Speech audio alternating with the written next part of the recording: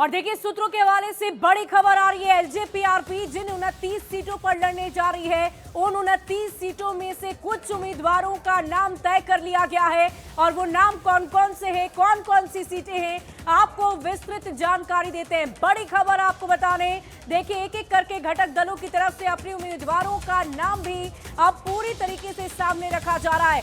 एलजेपीआरपी यानी चिराग पासवान की पार्टी किन किन उम्मीदवार का चयन करके और कौन कौन सी सीटों पर चुनावी रणभूमि में उतरने जा रही है, इसकी पूरी जानकारी आपको देते हैं। सबसे पहले इस लिस्ट में जो नाम सामने आया है, गोविंदगंज सीट, जिस पर चिराग पासवान लगातार मांग कर रहे थे, गोविंदगंज सीट की वो सीट उन्हें मिल गई है। राजू तिवारी के लिए मांग की जा रही थी और राजू तिवारी ही यहां से उम्मीदवार होंगे। मरहौरा, गरखा, साहेबपुर कमाल से सुरेंद्र विवेक को चुनावी रणभूमि में उतारा जा रहा है। बखरी से संजय पासवान उम्मीदवार बनाए गए हैं। नाथनगर, ओबरा से प्रकाश चंद्र को उम्मीदवार बनाया गया है। डेहरी, पतुआ, ब्रह्मपुर, होलास पांडे के लिए सीट की मांग की गई थी और उन्हें भी ये सीट दे दी गई है। महुआ से संजय सिंह, बेलसंड, कदवा, शंकर झा या उनके बेटे को वहां से उतारा जा सकता है। कदवा की हम बात कर रहे हैं। मखदूमपुर से रानी कुमारी, कस्बा, सुगौली, बलरामपुर, सिमरी बख्तियारपुर, अलौली यानी कि उनके पिता, अगर हम बात करें रामविलास पासवान की, उनका गृह जिला है, उनका घर है वहां पर। अलौली सीट भी चिराग पासवान के खाते में गई है। और संदेश, तो ये 29 सीटें हैं जिसको लेकर अभी सूत्र हमारी जानकारी दे रहे हैं। इन सीटों पर कौन कौन उम्मीदवार हो सकते हैं, इसकी विस्तृत जानकारी हमने आपको दी है। तो देखिए ये संभावित लिस्ट आपको बता रहे हैं। विनीता मिश्रा इस वक्त जुड़ चुकी हैं। विनीता, बहुत सारे महत्वपूर्ण सीटें हैं जो चिराग पासवान के खाते में जा रही हैं और साथ ही साथ गोविंदगंज जो सबसे इंटरेस्टिंग फैक्टर था, जिसको लेकर बहुत डिमांड चिराग ने रखी, उस सीट पर राजू तिवारी का नाम सामने आ चुका है।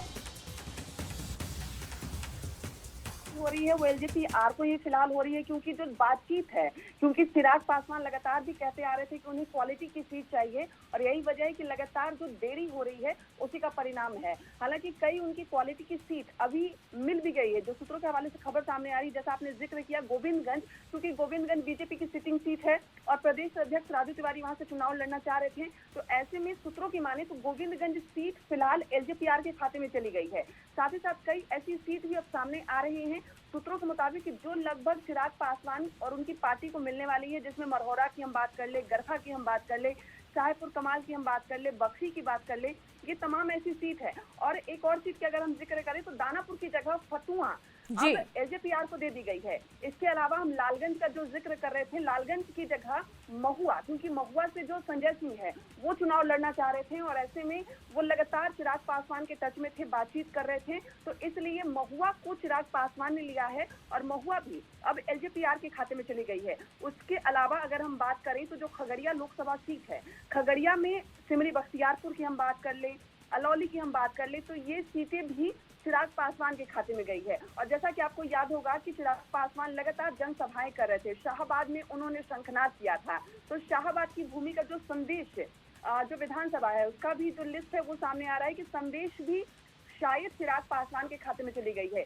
यानी लगातार वो तमाम ऐसी सीट जिस पर पार्टी ने नजर बनाई हुई थी, बातचीत कर रही थी, तो वो तमाम सीट सामने आ रहे हैं। ब्रह्मपुर की भी लिस्ट सामने आ गई है। ब्रह्मपुर से पार्टी के संसदीय बोर्ड के अध्यक्ष हुलास पांडे चुनाव लड़ेंगे।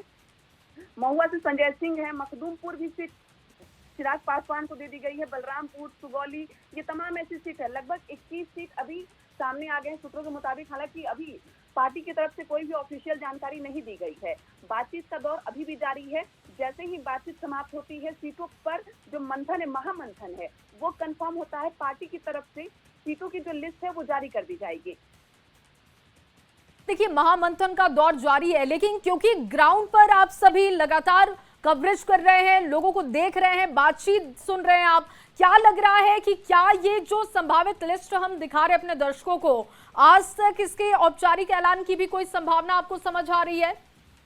बिल्कुल, जो जानकारी मिल रही है, जो बातचीत हो रही है, हमारे विश्वसनीय सूत्र लगातार बता रहे हैं कि अंतिम दौर की बातचीत है और जैसे ही बातचीत कंप्लीट होती है औपचारिक रूप से घोषणा कर दी जाएगी और पूरी संभावना है कि आज शाम होते होते जो फाइनल लिस्ट है एलजेपीआर की 29 सीट की, यानी 29 सीट जो उन्हें मिली है एनडीए में, 29 सीट कौन कौन सी होगी इसकी औपचारिक घोषणा भी जल्द कर दी जाएगी। और ये विश्वसनीय सूत्रों के मुताबिक जो हम लिस्ट अभी फिलहाल अपने टीवी स्क्रीन पे दिखा रहे हैं, ये संभावित सीट है और ये संभावित उम्मीदवार हैं।